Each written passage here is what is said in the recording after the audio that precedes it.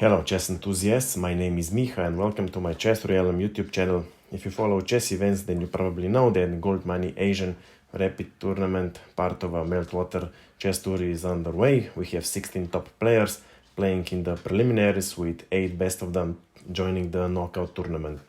And I found a very interesting game from the preliminaries between Levon Aronian and Daniil Dubov. It was a rapid game, 15 minutes and 10 seconds increment. So in the game, Levon Aronian had white pieces and he started with d4, knight to f6, c4, e6, knight to f3, d5, knight to c3, and now c6, and we have reached the position of Semislav defense.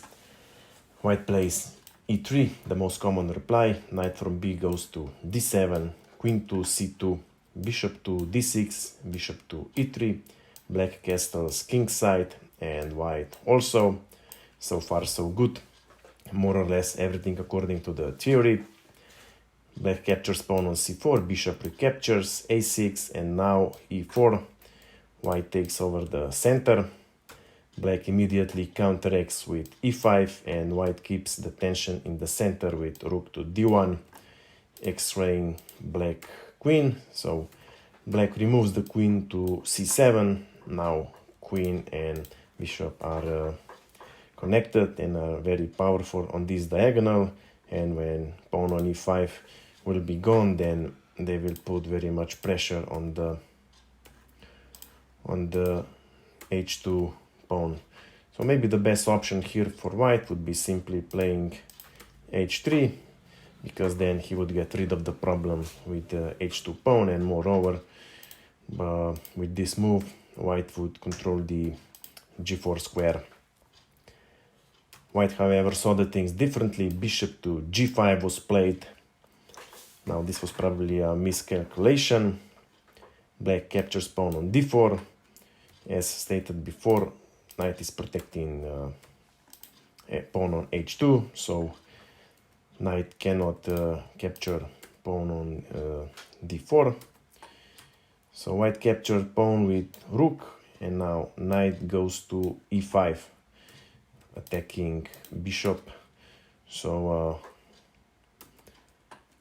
here, if white captures knight on e5, then bishop simply recaptures, double attack on the rook and the pawn. So now it is more or less obvious that white will lose at least one pawn in the game.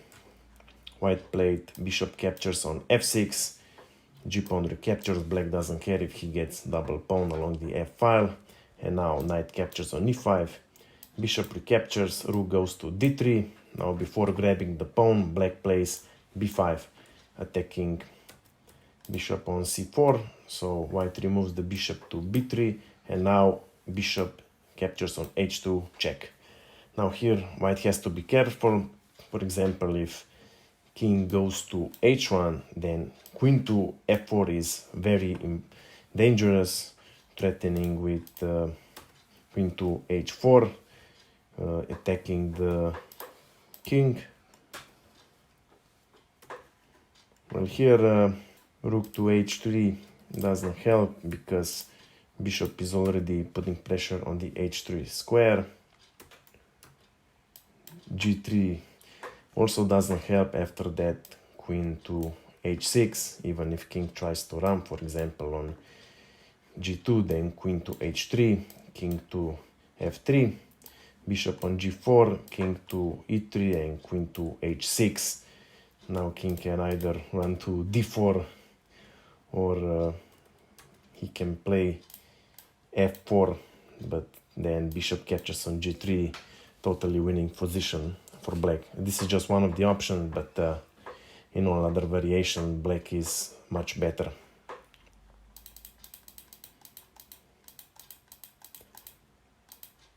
Okay, so in the game, white played king to f1. Now maybe one of the options would be advancing with a pawn, because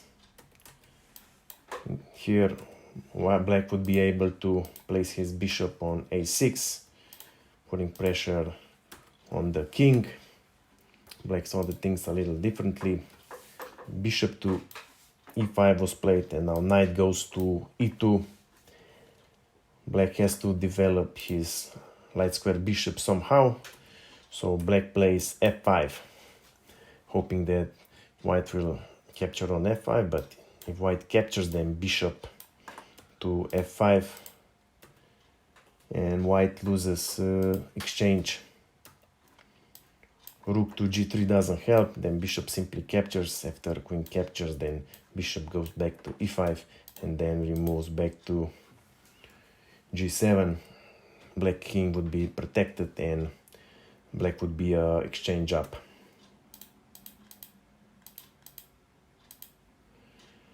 Okay, so in the game, white plays f4, attacking bishop on e5.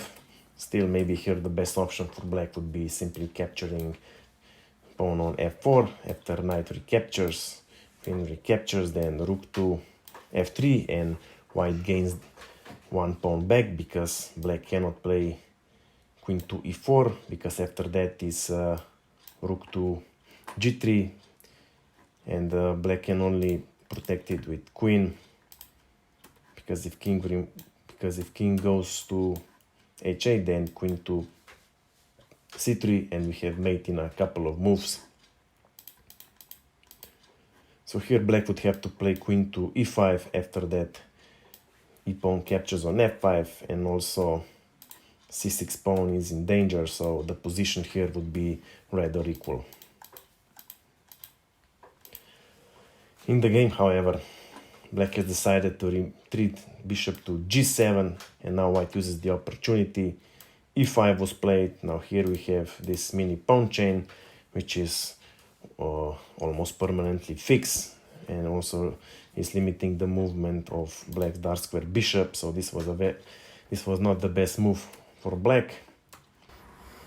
So in the game, black played c5, threatening with c4, trapping white's light square bishop.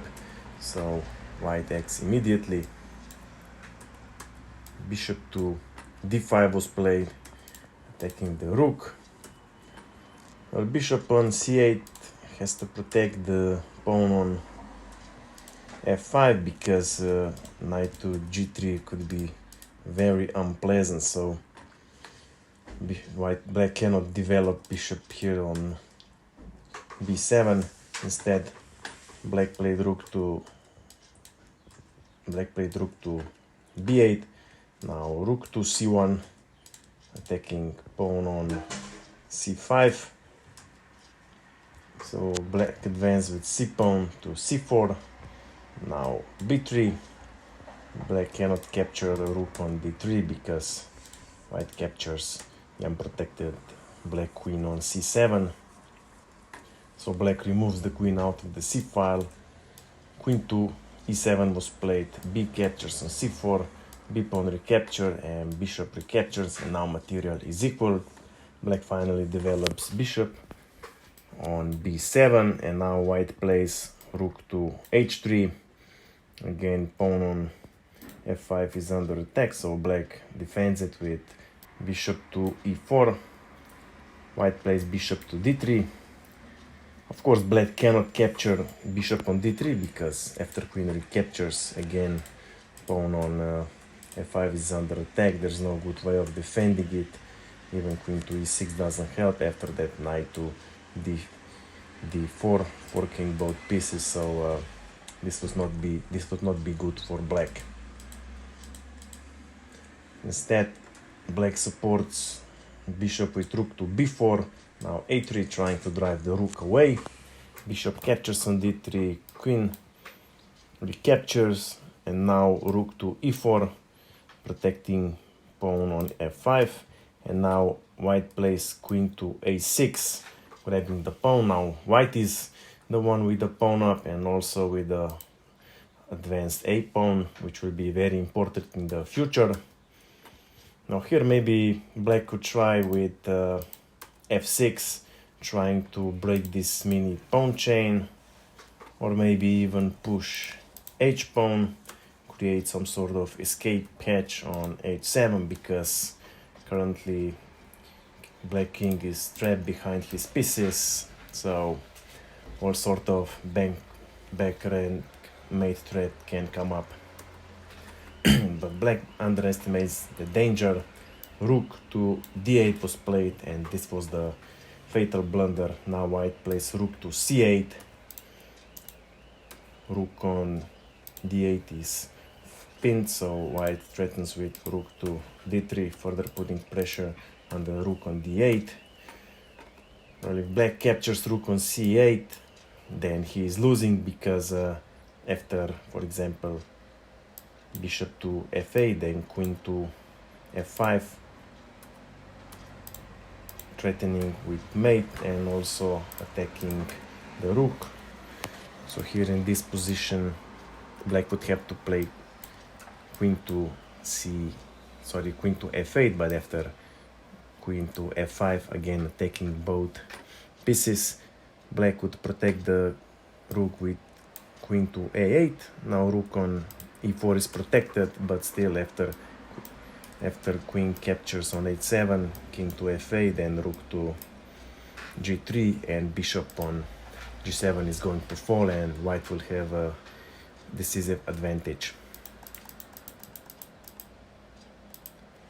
So in the game, black plays bishop to f8, interfering the last rank, so now check is no longer possible.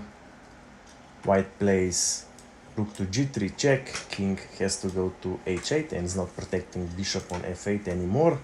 And now rook captures on d8, queen recaptures, and now rook to d3 attacking the queen. Queen goes to h4 and queen to c8. White already has a winning position, threatening with capturing bishop on f8. But before defending, black plays queen to h1 check, king to f2. Maybe here black could try with exchange sack, rook to e2. After king recaptures, then queen to g2.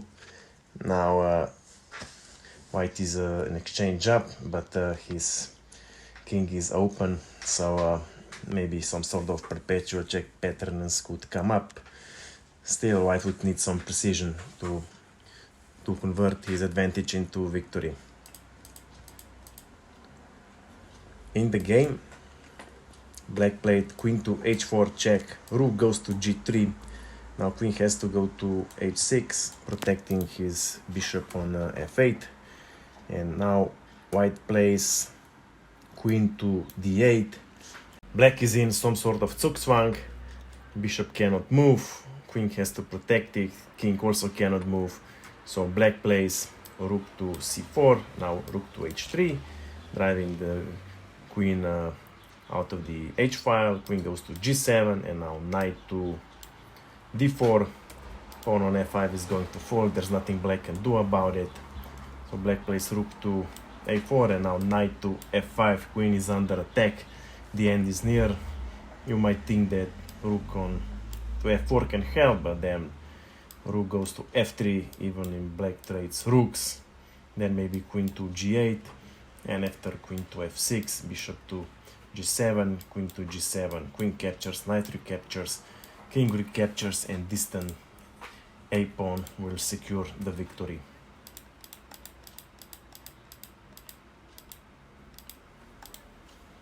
In the game, black played queen to g8, and now we have mate in 5 moves. All moves are forced. I'm going to give you a couple of seconds to find it. If you have found it, congratulations. Mate in 5 starts with rook to h7 check. Black has 2 ways of capturing rook. If, for example, black captures with queen, then queen captures bishop, queen to g8, queen to h6, queen to h7, queen to f6. If queen goes to g7, then queen to g7 mate. If king goes to g8, then queen to d8 check mate. If, however, king captures rook, then queen to h4, king to g6, queen to g5, king to h7, queen to h5, Now black can play only bishop to h6. After queen captures on h6, it's checkmate. Anyway, realizing his hopeless position here, Daniil Dubov resigned the game. So I hope you like this game and that you have learned something from it. If you have any questions, my email is below in the description. Of course, I invite you to visit my Instagram page. That's it for now, and see you soon.